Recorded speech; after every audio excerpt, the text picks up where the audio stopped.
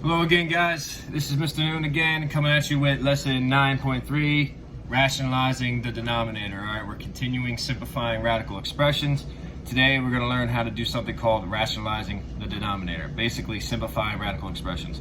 You might be able to tell that this copy of the notes is already marked up.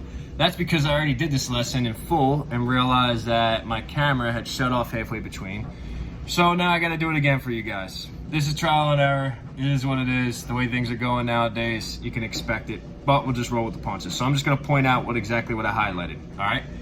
So if you recall, a radical expression is in lowest terms if it satisfies three conditions.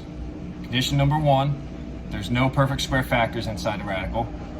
Number two, there's no fractions inside the radical. And finally, number three, there are no radicals in the denominator. All right, so when you look at this first example up here in your notes, I got 2 over square root of 3, but that is not in lowest terms because there is a radical in your denominator. Let me mark my lines. This makes me realize whether or not I go too far to the left or too far to the right, and you guys can't see the picture. Okay, so we're gonna learn how do we eliminate any radical in the denominator. It's just a process called rationalizing the denominator. All right, I'm gonna go through this. So we got the expression 2 over radical 3. All right, recall radical expression is not in simplest form as a radical in the denominator. We know that. So we gotta get rid of that radical. How do we do that? Okay, step 1. We're gonna multiply the numerator and denominator of the fraction by the radical in the denominator. So in this case, the radical in my denominator is square root of 3. I'm gonna multiply both the top numerator and the bottom denominator by radical 3. Basically, I'm multiplying by 1. Okay, this is just a fancy way of manipulating a mathematical expression. Okay, you'll see this trick a lot in higher level mathematics, where you multiply something by 1, so you don't change the value, you just change the way something looks. Anything divided by itself is equal to 1, so we're multiplying this by 1, but it just looks like radical 3 over radical 3. What happens when we do that? Okay, so on top I get 2 radical 3, because 2 times radical 3 can't multiply these because one's inside the radical, one's not. Can't multiply a coefficient to a radicand. But since these two are both inside the radical symbol, I can multiply these together by a product of radicals rule. So square root of 3 times square root of 3 ends up being square root of 9. So this becomes 2 square root of 3 over the square root of 9. Okay? Because I want this to be a perfect square so I can reduce it and get rid of my radical symbol. Well, when you do that, you get square root of 9, which is a perfect square, so you end up with just 3. Okay, on top, that can't be simplified any further because 3 is a prime number, so it has no perfect square factors. Okay, so it can't reduce any further. It's not a fraction, and I don't have any radicals in my denominator, so this is in lowest terms. Okay, notice this step right here. When I multiply, go back up here, step 1. When I multiplied radical 3 times radical 3, in the end, I ended up with just 3, okay? You'll see how that works, all right? Now, if you want to multiply this out and realize that radical 3 times radical 3 is the radical of 9, and then take the square root of 9 and get 3, you can, or you could just see it. What happens is square roots end up undoing each other. When you multiply a square root times itself, they end up undoing each other, the square root disappears, and you're just left with the number or expression inside the radical. All right, let's go over example A down here that I've already gone over, okay? So I'm just gonna highlight it as I go through it. 7 over square root of 6. I wanna get rid of that square root of 6 because it's not lowest terms. All right, so I'm gonna multiply the top and bottom by the radical 6. So I'm basically multiplying by 1 because radical 6 over radical 6 is 1. So I'm not changing the value, I'm just changing the way it looks. So when I do that, I'm left with 7 times radical 6. This I know is already in lowest terms because I did previous examples where I tried to reduce the square root of 6 into perfect squares, but there are no perfect square factors of this, so this is in lowest terms. This on the bottom, however, using my product of property rules, I can multiply 6 and 6 and get square root of 36. Well, square root of 36 is a perfect square, and that becomes just 6. So this is my final answer. 7 square root of 6 all over 6. Satisfies all three conditions, so it's in lowest terms. Okay?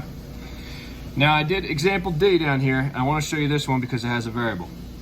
Let me reiterate this. It does not matter what's inside this radical in the denominator.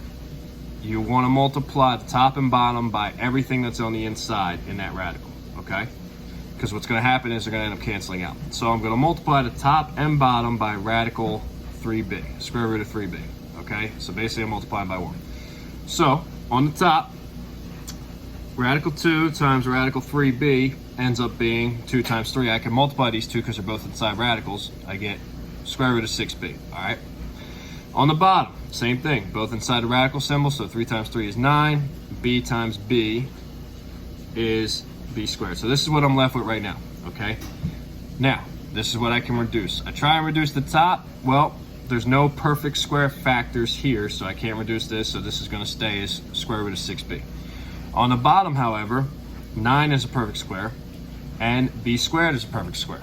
How do I know b squared is a perfect square? Because that exponent is even, okay? Even exponents I could take the square root of and get a perfect square, okay? Square root of 9 ends up being 3. Square root of b squared, they cancel each other out, is just b. So my final answer for this expression is square root of 6b, all in the radical symbol, all over 3b. All right? Let me go over one example. I want to keep this lesson short and sweet. I don't want to kill you with a bunch of examples, and you guys will be on your own to practice the rest of these on this page. All right? So at the top here, second page of the notes, again, this is lesson 9.3. I want to simplify this expression. Okay, sometimes you got to do a couple more steps than you originally had planned. All right. So right off the bat, this is a fraction inside the radical symbol. All right. No, it's not in lowest terms. So I'm going to go step by step. Now, there's a bunch of different ways you can go about it. In this particular example, I'm going to start with using the quotient property of radicals. Basically, I can break this up. If I know radical 32 over 75, I can break this up as square root of 32 over square root of 75, and then start reducing it from there, okay? Square root of 32, I'm looking for perfect square factors. Well, I know 16 is a perfect square. Okay, so 16 times 2 is 32, so I'm going to break that up to this inside. All right, now I'm going to simplify the bottom as well. 75 is not a perfect square, but I know 25 times 3 equals 75, and 25 is a perfect square. So let me continue on here. I'm left with, they just break it up. So if I take the square root of 16, I'm left with 4. If I take the square root of 25, I'm left with 5. And I'm left with radical 2 over radical 3. Okay? All right, now this is not my final answer because I got that square root of 3 in my denominator. I got to get rid of it somehow, okay? Same rules apply as the examples we just did. Whatever's inside the radical, I'm going to multiply the top and bottom by. So step 3, rationalize the denominator. That means I'm going to take this expression that I have here, okay? So this expression, starting over here now in case you guys get lost, and I'm multiplying the top and bottom by square root of 3. All right, so this is where we're at right now, okay? And then you use your rules, product rules. Whatever's inside the radical can be reduced, okay? Can't denote with the 4, so that stays outside. 2 times 3 is radical 6. On the bottom, can't denote with the 5, so that stays put. 3 times 3 becomes radical 9, okay? So this is where I'm at right now. Okay, now there's a couple different ways you can go about it. These two, radical 6 over radical 9, could be reduced first before you do any square roots, okay? But let's say you didn't want to do that, all right? I know 9 is a perfect square, so let me take the square root of 9 and end up with just 3, okay? So this is multiplication. 5 times 3 ends up being 15. Can't reduce the top because square root of 6 can't be reduced any further. It's not in the denominator, so this ends up being my final answer. Okay? All right, let me do one with variables, and then you guys are going to try the rest on your own, okay? So let's go with example B right here. All right, variables, no numbers. All right, I recall that variables raised to a power are perfect squares if the variable is even. All right, both of these have variables that are not raised to an even power. So all I have to do is break this up into two factors, okay? All I did was take away one of these d's, okay? Subtracted by 1, now I got an even number, okay? Same thing down here. I got c to the third. If I subtract it by 1, I'm left with c squared, and then just times square root of c, okay? By doing that, I know that these are already in lowest term, okay? I can't do any more with them because they're just raised to a power of 1. These are even exponents, so these can be taken the square root of. So I'm left with d squared, square root of d on top. And square root of c squared is just c, square root of c. Almost done, but not quite, because that square root of c, let me move over here so you guys can see. That square root of c is in my denominator, okay? For it to be in lowest terms, I cannot have that. So what I'm gonna do is rationalize the denominator by multiplying the top and bottom by the square root of c, okay?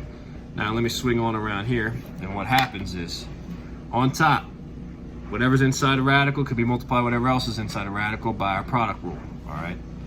So I end up with d squared, square root of, I'm just gonna put this in alphabetical order. You can put dc or cd, doesn't matter. Both under the radical symbol, okay? Now, can't do anything with the c outside the radical, so I'm just gonna bring that down. Okay, square root of c times square root of c ends up being square root of c squared, okay? I could take the square root of this now because it's an even exponent. So I'm left with c times, and this becomes just c. And on top, this is already simplified on top, can't do anything else with it. So the last step right here, I'm gonna multiply c times c using our exponent rules is c squared. On top, left with d squared, square root of cd. And this, ladies and gentlemen, is in lowest terms, okay? Watch this video as many times as you need to. This might look familiar to some of you. Some of you might be like, I've never seen this before in my life. That's okay. Watch this video as many times as you need to. Pause, rewind, do whatever you gotta do, and then I want you to try the rest of these examples from the notes. All right, talk to you guys soon.